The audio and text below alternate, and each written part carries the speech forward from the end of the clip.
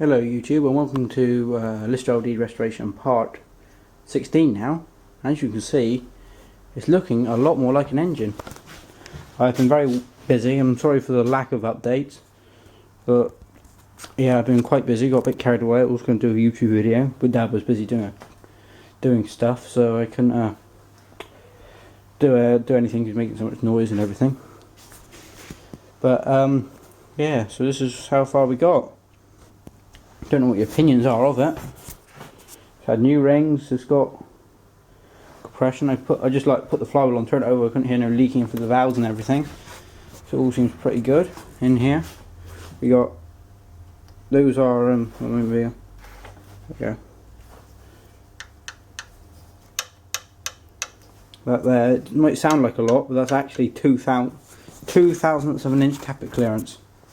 So that's what they're meant to be, and that's what they are. There's the exhaust, there's the inlet, injector, leak off pipe. These head studs, they are, what are they again? Oh, they're 50 foot-pounds of torque, if anyone is wondering. There's one there, one over there, one there, one there, just 4 of them. Injector clamp, these 2 nuts here are 15 foot-pounds of torque. I don't know what else there is to say really. Yeah, I've been busy. I've got, if we go around here, the back, we got the oil, not oil, fuel line. There's the diesel line there, and diesel filter. Okay, so they're all torqued down. Well, sort of not for the update and everything, but it's only be a quick, maybe 3-4 minute episode. It'll just keep you informed, keep you in the loop, as I like to say. So, and I'll go back to like regular stuff when I start doing it and put it on its trolley.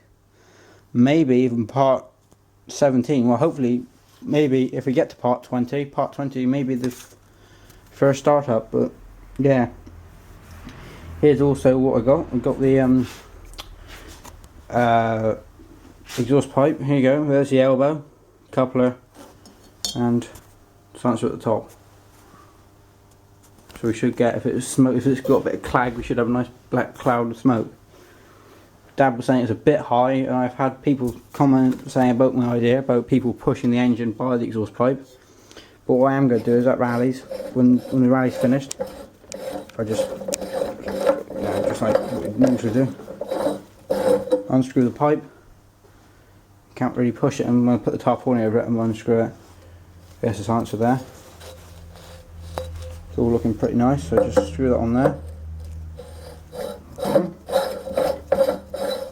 Fortunately, there is a bit of a bend now. I did not notice, but it's got a bit of a, well, it's had a bit of a knock. But I never noticed that, but it doesn't look too bad. I can probably straighten out if I tried a bit with a bit of panel beating. But don't worry about it, if I find a straighter silencer, I put one on, but it don't really matter for a minute. It's older silencer, so what you can expect. But yeah, that's the engine. I've got oil prime on. That just screws on. Put a new, the decoke set it's called, or gasket set, whatever you want to call it. Came with a rubber seal, so I put that on, and it's really tight in that actually. I shall admit that it's quite tight. So what happened is I just got a smidge of oil on my finger, run it around the inside of that, and it went in quite easily. So it wasn't too bad. What else have I done? See, the main obvious thing, the cowling's on, and that is looking very nice. What else have I got? Injector plate, that's all on. Injector pipe in there, all on. Everything's looking good. So it's not looking too bad at all. That's the breather pipe. So gas has come up through there, oil mist, lubricates all the valves and everything. And it will just go back down and out the way there. Got the oil prime, as I said.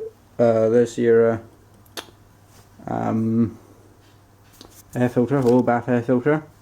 That's new to the engine. If you remember in the earlier videos, that was all knackered. Or the top cowling, the tin bit was on the older one. So on rallies, if I do find an older one, I will, with a good tin cover, I will pick that up, paint it up and put it on the engine and leave this one as a spare. Just because that it's just the fact the engine originally had that. Then again, that's like being a rivet counter, but there's nothing wrong being a rivet counter. But like people would say that's the wrong silencer. The original one would have been about that big, and it would come out just about there, unless it was in a house, which this engine was. This engine, well, the history of this engine was basically, well, the last time it was used working wise, before it went into preservation, was down St Buryan, Leah Farm, where it worked a water pump, which obviously, because being this is a 2 horsepower 1000 RPM engine, it was just running too fast for too much load, not too much load, too little load, and the engine just coked up. That's what happened. Here we see it's all coked up, but at the moment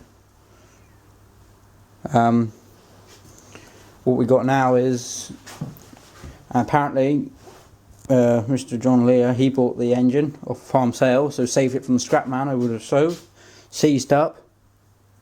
And the reason why it seized up, it was because it was carboned up. It had in the exhaust port a 1/8 of an inch hole for the exhaust gases to get out. There was that much carbon in it apparently. And he stripped it down, started cleaning it up, never got time, sold it to Ross Williams. And he put it all back together and got it running. It wasn't quite running right. I bought it off him, got it running right apparently. So what it sounds like. And I took it apart, and now this is where it is now. So this is its. So really, in a sense, when I take this to a rally, it'll be the first ever public outing of this engine. Never been seen on the rally field before.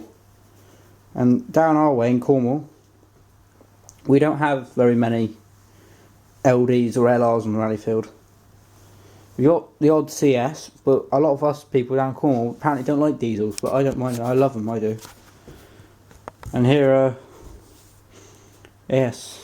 Well, I say I love them. I got 3 of them. I got this one, CS under there, and a PAZ1, which I might do next or I might not.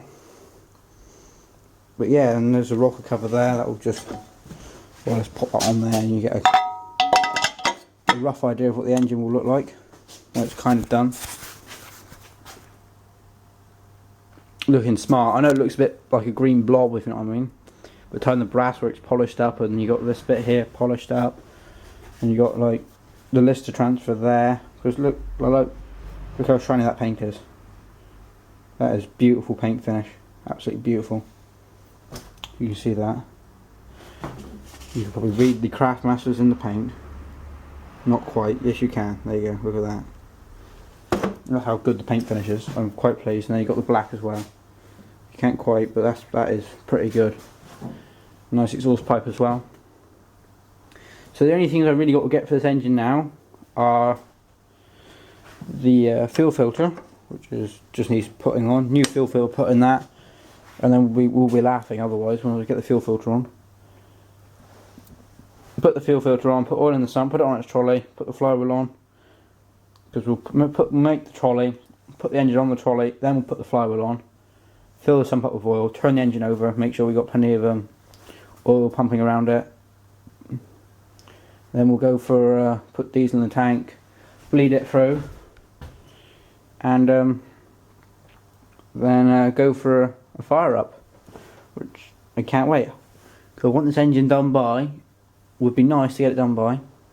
Originally I wanted it done by January this year for 1000 engine rally, but the funds didn't allow us to get the engine done in time, and plus we never had the time, and we couldn't afford to go up there, so we unfortunately gave that a miss. So maybe next year we'll go up there with this engine, and maybe next year I'll have a alternator will be on this engine as well, so we get a bit of extra load driven off the pulley.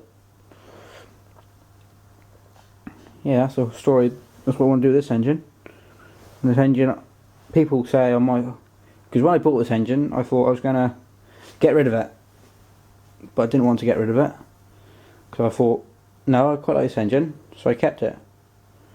And I'm glad I did, because it's actually turned out quite a nice engine. It has cheesed me off occasionally, especially if it's poor running, but now it's settled down nicely. It runs sweet when I last had it running, but that might change, you know, now I've stripped it down and done stuff to it. But yeah, so that's that. Hopefully the engine will be used on the mill to grind corn. I'll use it on a car alternator as well for extra load, to give it load at rallies. And also that's about it for this engine. So what I'm going to do is I'm going to say thanks for watching. I'm sorry it's been a bit of me rambling on, just telling you what I've done, but you can tell how far I've got because that's all the bits and pieces to go left on the engine. It's not a lot of bits and pieces, so that's that. So what I'm going to do is I'm going to say thanks for watching and stay tuned for part 17, I believe. But yeah, so thanks for watching the Lister LD1 restoration, and we'll see you again in part 17. I'll get it right one day. So yeah, so for me it's thanks for watching and have a good evening.